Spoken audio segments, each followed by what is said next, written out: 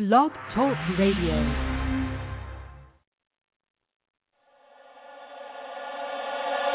I stand before you tonight because all across America, something is stirring.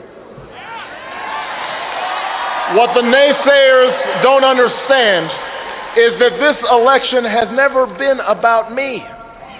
It's about you. Hi, everybody. You're listening to Politicus Radio. On today's show, we're going to be talking about the epidemic of voter fraud.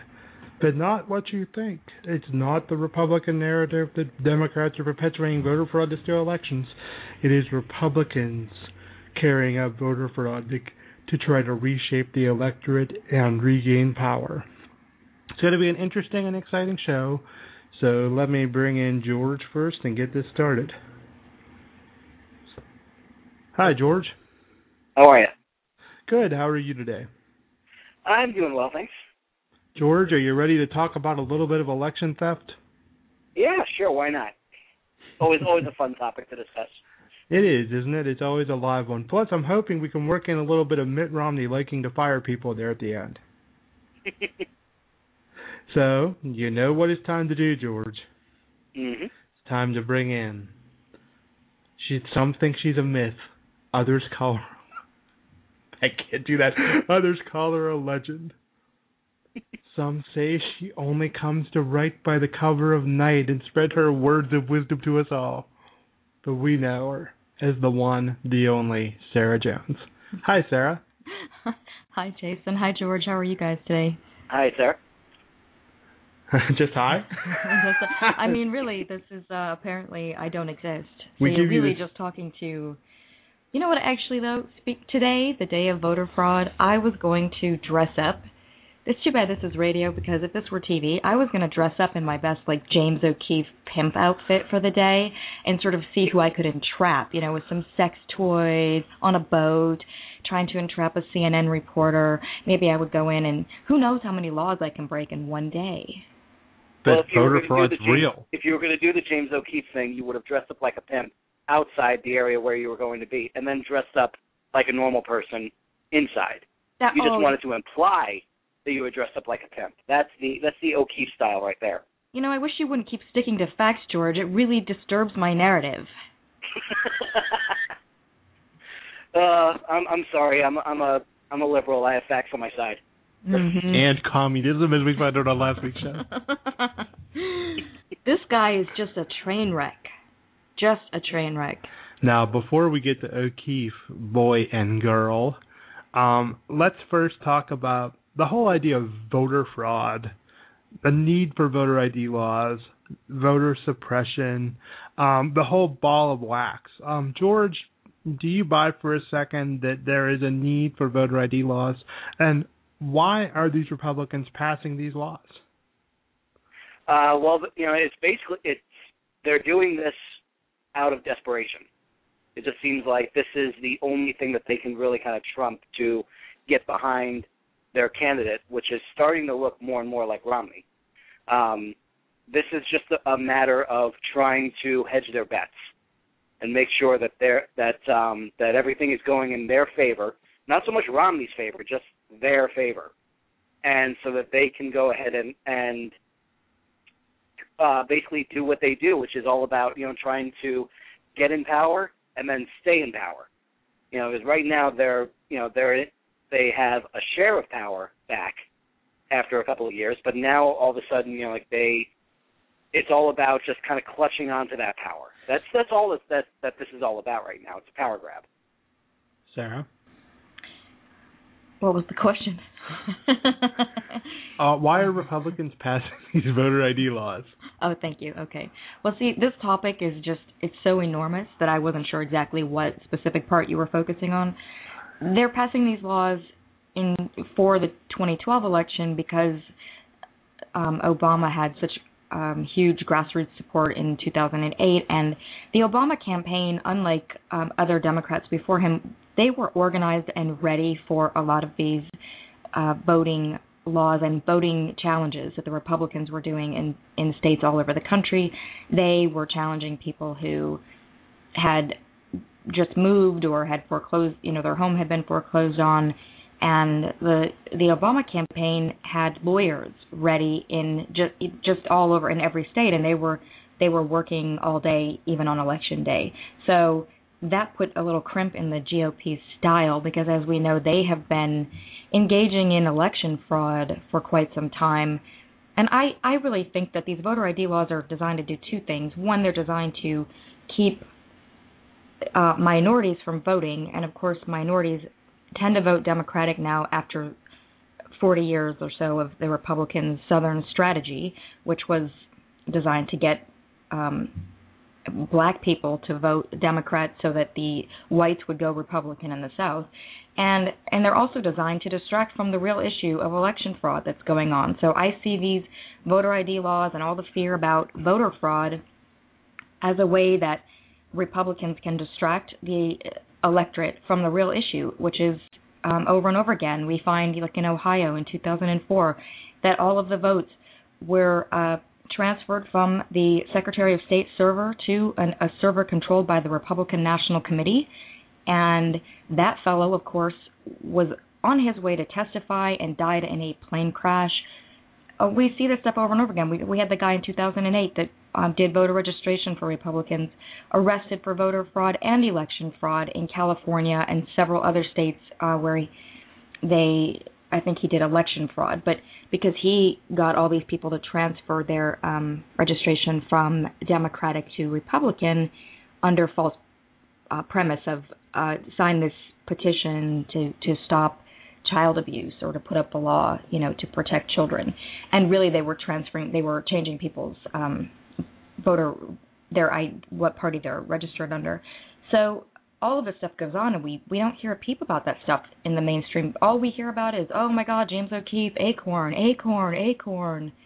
And it just reminds me of the movie Chicago. George, you can appreciate this. The tap dance routine? Yes. And so razzle dazzle me, and I always think that's what's going on.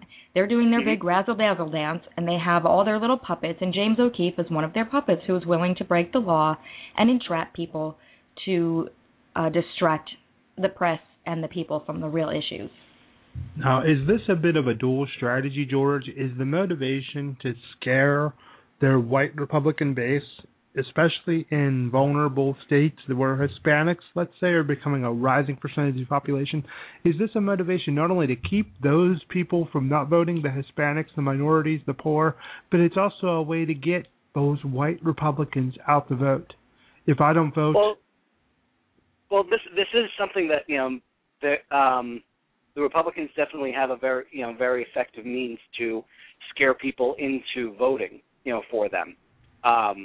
They basically just, that's, you can look at how they maneuvered 2004, during with the swing states and everything, by just basically just playing up all the issues, all the social issues, and stirring up the whole church community to get out and vote. So it's definitely, it's definitely a part of it. And by doing this, what they're doing is they're basically just kind of making the minorities out in the media's mind and everything to be the bad guys by doing this, because what they're doing is they're saying that the only way that that Obama could win in 2012 is by voter fraud, and the people who commit voter fraud are these people right over here. So they're already kind of painting that narrative so that the final numbers could be called into question.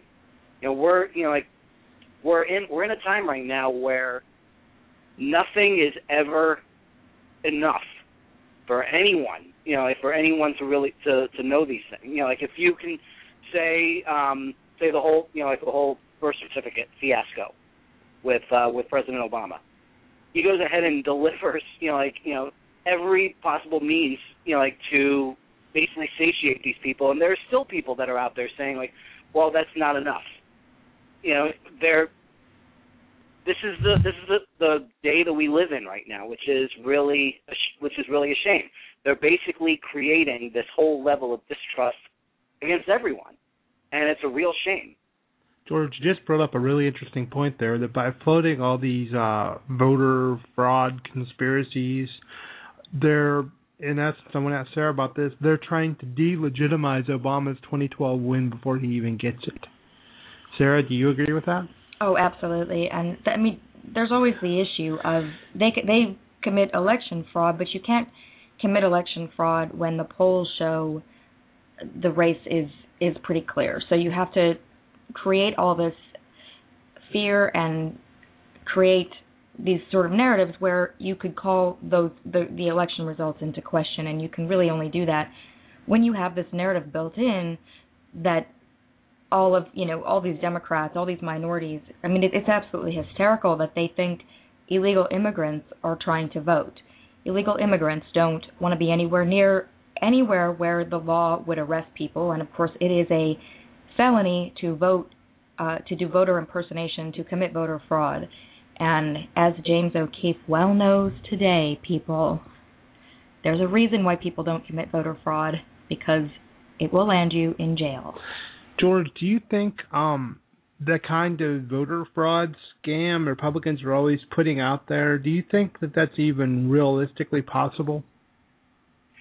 Based on the lengths that they're going, I honestly don't think so. I think that it's much easier to commit the type of voter fraud that they're used to doing with the whole Diebold machine fiasco.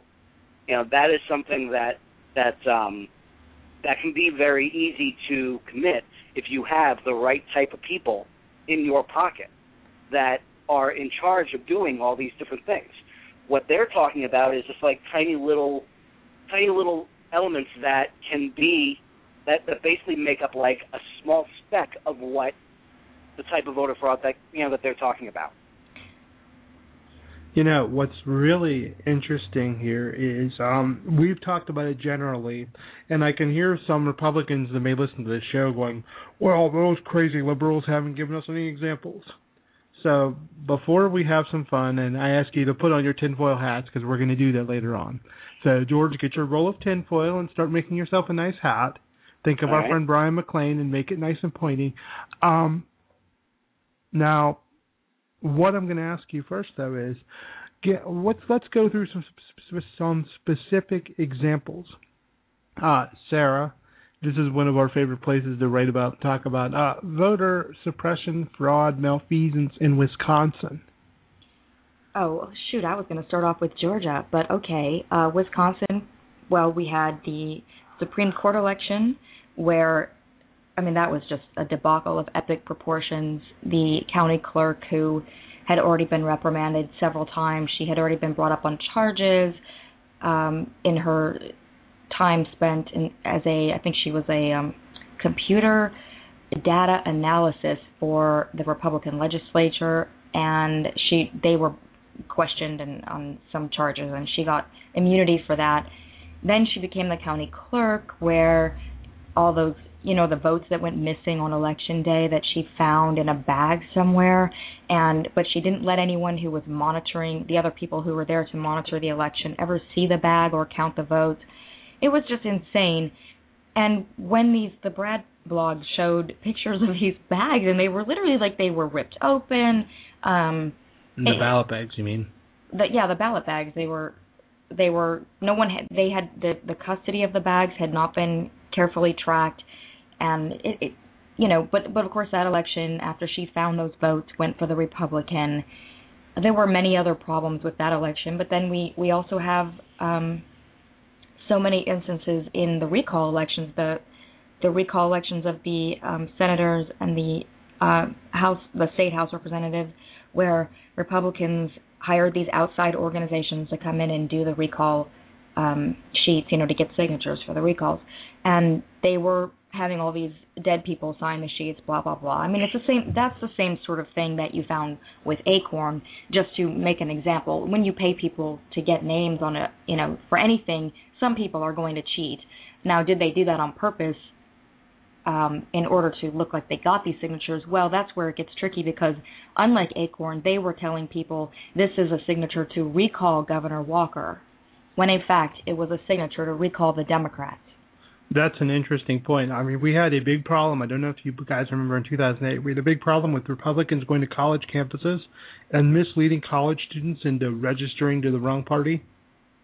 It was a big problem in swing states. It was a big problem in Pennsylvania and Ohio, I remember specifically. But also, if you recall that Senate election, that recall election over the summer in Wisconsin, the Republicans debuted another trick where they sent out pseudo-absentee ballots with the wrong return dates on them. They've also pulled this recently in other elections where they'll send out absentee ballots or notifications to the election with the wrong date for voting on it. These are all just tactics used to suppress the Democratic vote. And also there's the case in Indiana, which is one of our personal favorites. I believe we talked about a week or two ago, where the state's election officer has been charged with 7 felonies, including voter fraud. There was the state senator in Wisconsin that was recalled that was actually not voting in his own district. He wasn't living in his district and committing voter fraud. Mitt Romney committed voter fraud, boys and girls. But now, see, this is what, and I wrote about this today, but I haven't published the article yet, but this is where, this is how you can tell that they don't really care about voter fraud, because they are not going after people in their own party. They aren't going after the real issues. In South Carolina, for example, they have the voter ID law that just got struck down by the Department of Justice because South Carolina could not prove the need for this voter ID law, and that need would come from people impersonating another registered voter, impersonating someone other than who they are in order to vote. Well, that just doesn't happen. They have no proof that they need this law. But what we do have proof of is other kinds of, like these phony registration drives when people are getting tricked. Why aren't Republicans interested in those issues, which is a serious, I mean, this happens over and over again. This Mark Jacoby dude who worked for the Republicans in 2008, they hired him to register voters in California and several other states. I mean, we never heard about that, but he was charged with voter fraud and election fraud. And then, there's the Georgia thing. I mean, that was another Diebold machine debacle when Karen Handel, the Secretary of State there, it was proven that Stephen Spoonemore, who does a lot of, he's actually Republican computer analysis, tech geek expert, but he proved that the machines could be reset by putting in basically the voting card from another machine. Like, so you take a district where Republicans win, you take that card and you put it in the machine from Atlanta where a Democrat would win, and it overrides all the votes in the machine. And that went back to the election where the polls showed the Democrat was going to win, but the Republican won. Okay, George. I wanted to ask you about Iowa, the Iowa caucuses where Rick Santorum was leading Mitt Romney the whole way up till the end. Then at the end, the Republicans announced that Mitt Romney had won by 8 votes. And it turns out later that, Fox, I saw a report on the Fox News website that it turns out that Rick Santorum might have actually won. But nobody in the Republican Party seems to care about that. So do Republicans care about voter fraud? Not when they're the ones that are doing it. Everything that we're talking about right now doesn't really fit into the narrative that they're trying to spin. This is all about trying to basically frighten all of the the little people in their minds into believing that their vote doesn't count, or that it was or that vote was illegitimate. Just because of criminal means. It's really sickening, like the lengths that they're going to do this. But and just the fact that they just disguise it as voter fraud. That's basically just saying the same thing that they really care about gay marriage. I personally don't think that the Republican Party gives a damn about whether or not gays have the right to marry. This is all about trying to come up with the one kind of story that's going to attract enough people into voting for their cause, and that's exactly what they're doing right here. I think that's a great point. Now I want to give you guys, George, is your tinfoil hat ready? Sarah, you have yours made and ready. Put your tinfoil hats on your head because it's a little bit of conspiracy time. My tinfoil hat is always ready. So it's conspiracy time. I'm going to ask you a question. Being what we saw in 2000 and 2004 and Obama's win in 2008, is the Republican Party laying the groundwork to steal the election from Barack Obama in 2012? George. I personally don't. I think that they may be laying the groundwork to try to do that, but I think that that whatever they're planning is really going to kick in the year 2016. Interesting. Why do you say that? Because I don't think that I think that what they're trying to do, they're basically just trying things out.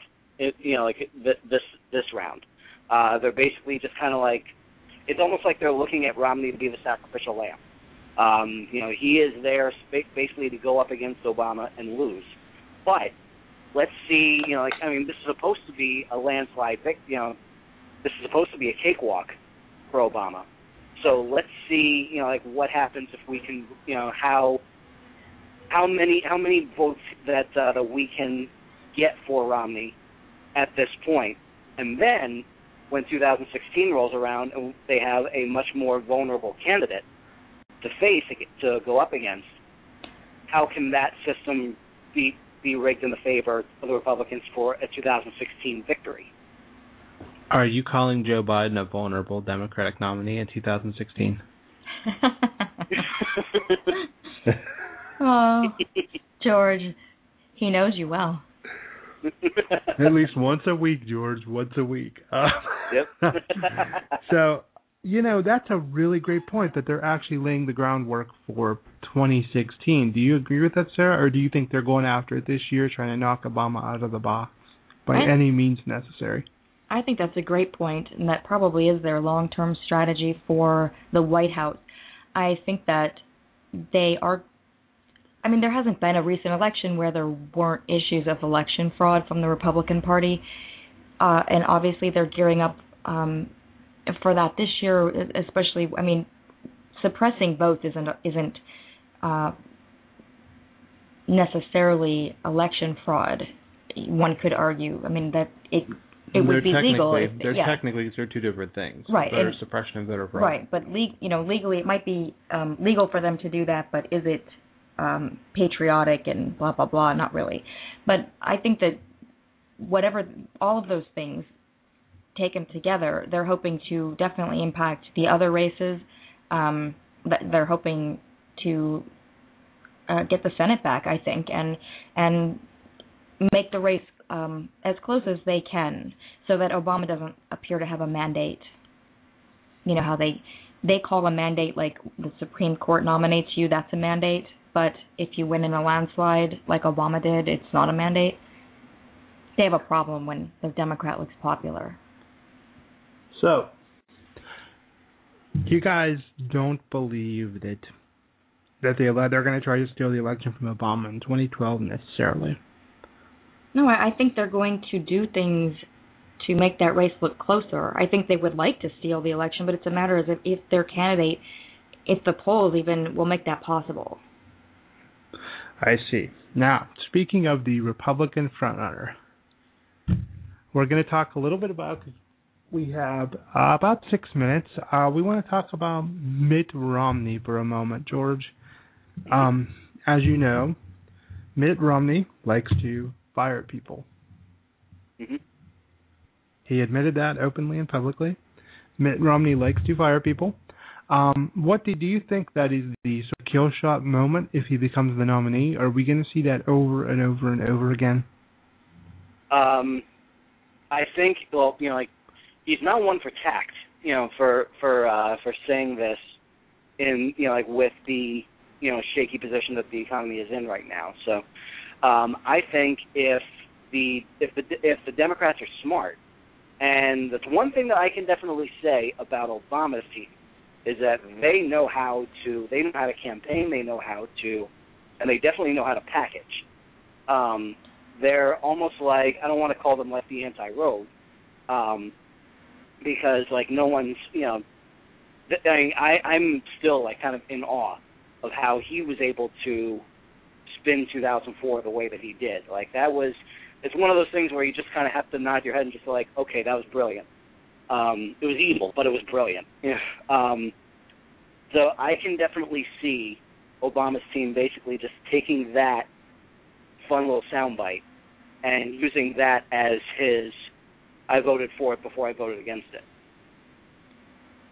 Yeah, I think is that gonna be his I voted for or against it, or is that gonna be the crystallizing, this is the ultimate 1% candidate?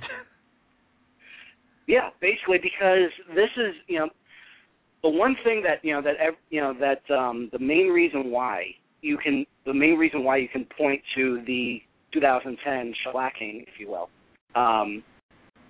is the fact that yes, Obama was able to get a lot of stuff put in motion, but at the same time he hadn't gotten people to work yet. So now all of a sudden you have this candidate who basically just put it out there. I like to fire people, and that right there. That is your target right there. That is somebody who is looking to completely undo the progress that has been made, the jobs that have been produced, the jobs that that are now putting people back to work. Now all of a sudden you have this figure who's looking to undo all that.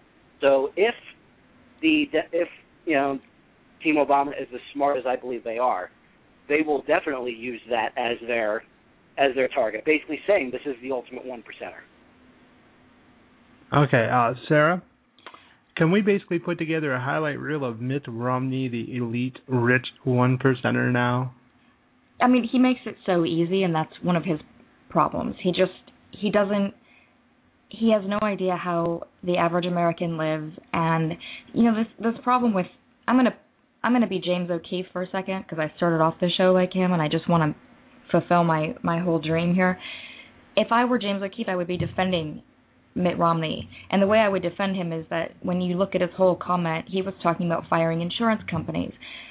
But now that I'm not James O'Keefe for a second, I will argue with James O'Keefe and point out that Romney, even in the statement taken in its within its context in the whole statement, he still shows even worse how far out of touch he is, because he thinks that Americans can run around and fire insurance companies that don't service them. And the only way they can do that is if they live in the state where Romney made that part of his insurance plan, his insurance for everyone in Massachusetts. And in 2014, Americans will be able to do that under Obama's Affordable Care Act, which Romney is against. So here he is telling people, well, you can just fire your insurance company if you don't like them. No, we can't. Does he not understand that people get sick and their insurance company won't pay for the services? It's like he likes to fire people. He has no idea what it costs for a gallon of gas. He has no idea what people are. He wants to get rid of the Affordable Care Act. What does he expect us to do? How does he expect Americans to survive? He's so out of touch. And even when you take him, you give him all these excuses and you look at the whole quote and try to defend him, you still can't defend him. He still comes out, he's the 1% of the 1% is what he is. Okay, to bring this around full circle and tie it all together, last question, yes or no. Mitt Romney's the Republican nominee. Will Republicans be able to use various suppression tactics and fraud tactics to give the White House to Romney? Yes or no, George? They'll definitely try, but at the end of the day, I'm going to wind up saying no, because I don't think they'll succeed. Okay, Sarah? I agree with George. I think they're going to give it a good run, but it's not going to work. That would be a no for you as well. That would be a no. Okay, now we're in our final minute, so George, do you have anything to promote? Basically, just check out GeorgeSirois.com, SIROIS, and also be ready for January 20th, 21st, and 22nd, because the Indie Book Collective will be giving out a multitude of ebooks on Amazon for free. That's right, free. So keep an eye on GeorgeSirois.com for more details on that. Only on Politicus Radio can you not only learn about politics, but get free books. Sarah, what should people read this week? I would say, I mean, it hasn't been published yet, but I would say that James O'Keefe and and his gang being facing criminal charges in New Hampshire because it's just so perfect. That will be published within the hour, and that does it. That does it for this week's radio show. For George and Sarah, this is Jason. Please join us next week, hopefully back at our regular time slot of 8 p.m. Eastern on Wednesday night. We'll see you then. Have a great day. Thank you, George and Sarah. Bye-bye.